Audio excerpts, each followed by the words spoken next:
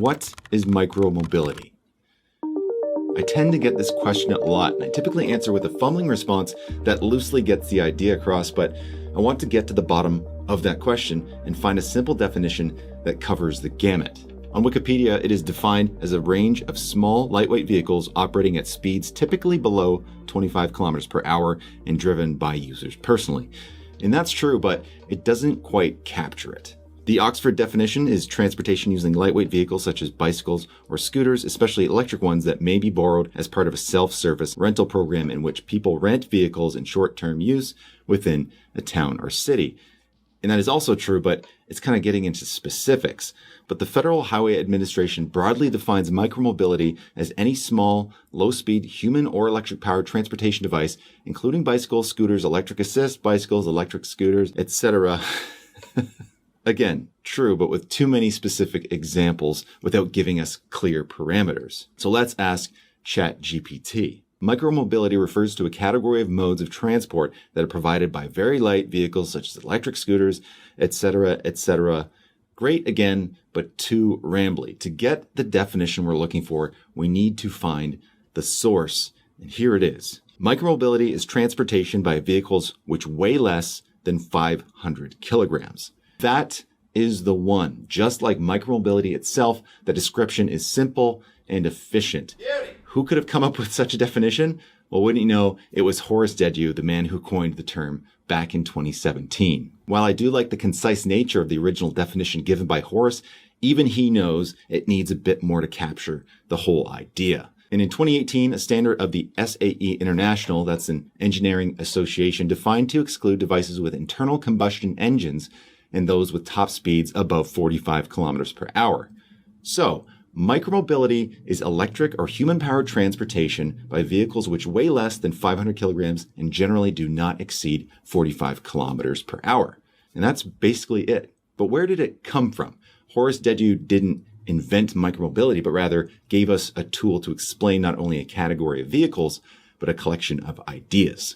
It's a transliteration of the German word which means vehicles which are not cars, and yet they are motorized.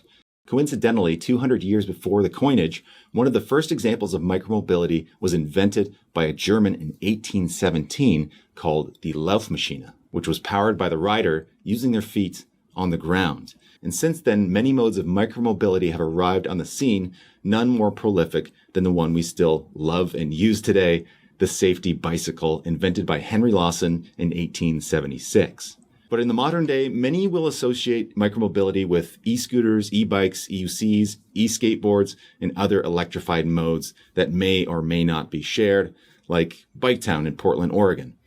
But it also includes things like mobility scooters, golf carts, and microcars for the elderly or disabled, roller skates for people who like that sort of thing, and devices that don't even exist yet. Because companies are coming up with new designs all the time, and with a small size, much like smartphones, they can evolve much more quickly than their macro counterparts. You may see electrified Heelys become a thing. Actually, I think there's a company making roller shoes or something like that. Those are the things of micromobility, the vehicles. But micromobility is more than a class of vehicle. It's also a way of thinking. It's about shaping mobility around the human, a way to unbundle the car into more efficient pieces. Where public transport falls short, micromobility is seen as an answer to the last mile transportation problem in the urban environment, a way to solve the most popular trips without needing to bring along their 3,000-pound metal box. Because as it turns out, more than half of all trips in the US are 5 miles or less, a distance easily accomplished with micro options. And that share will only continue to grow as the percentage of people living in urban areas increases. And as individuals, a big motivating factor will be cost, because these short trips are typically the most expensive. For example, driving in a city or taking a taxi is far more expensive per mile than a flight or train journey.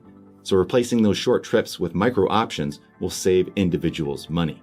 And driving those short trips is also a drag most of the time, delayed by construction, finding parking, or simply traffic.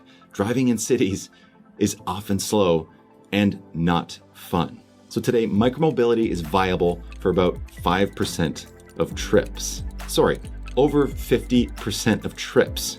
Without even talking about the health benefits, what micromobility does for us as individuals is give us the liberty to save money, save time, and have a more enjoyable way to get around.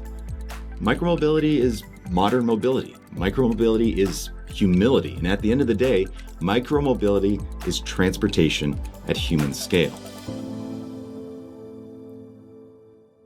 I have to give props to Horace at micromobility.io. I regurgitated a lot of his talking points on the subject. And if you're interested, I highly recommend the Micromobility podcast with Horace and Oliver. The first 10 episodes especially, they are still relevant today. The link's down in the description. So with that, my name is Nick. Thanks for watching.